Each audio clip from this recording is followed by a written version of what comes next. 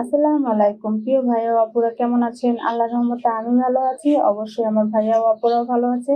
তো ভাইয়া আপুদের সাথে শেয়ার করছি একটি নতুন স্টাইলের মাছ ভাজা।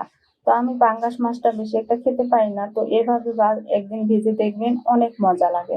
তো মাছটা ভাজতে ভাজতে আপনাদের সাথে কিছু গুরুত্বপূর্ণ কথা শেয়ার করছি। মনোযোগ দিয়ে একটু শুনবেন। ভুলেও আপনার সন্তানকে যে কথাগুলো বলবেন না। সন্তানকে কখনো অভিশাপ দিবেন না। সন্তানের সামনে অন্য কাউকে অথবা সন্তানকে কখনো মিথ্যা কথা বলবেন না। সন্তানকে কখনো গালিগালাজ করবেন না। তুমি কিছুই পারো না, তোমাকে দিয়ে কিছুই হবে না। এই কথাগুলো বলবেন না। অন্য কারোর সাথে সন্তানকে তুলনা করবেন না। সন্তানের সামনে কখনো মারামারি বা ঝগড়া করবেন না।